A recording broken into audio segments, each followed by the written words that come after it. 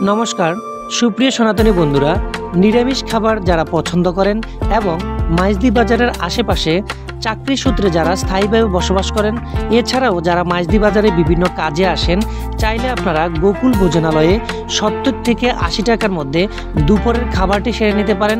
আর যারা সন্ধ্যাকালীন নাস্তা করতে চান তারাও চাইলে এই ভোজনালয়ে আসতে পারেন। এই ভোজনালয়ের পরিবেশটি আমার কাছে খুব ভালো লেগেছে। চারপাশটাতে ভগবানের চিত্রপট খচিত রয়েছে, যা আপনার হৃদয়টাকে নির্মল করে তুলবে।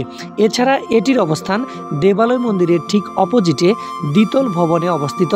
এখানকার কারখানার পরিবেশটি আমার কাছে খুবই ভালো লেগেছে, যেখানটাতে খাবারগুলো তৈরি করা হয়।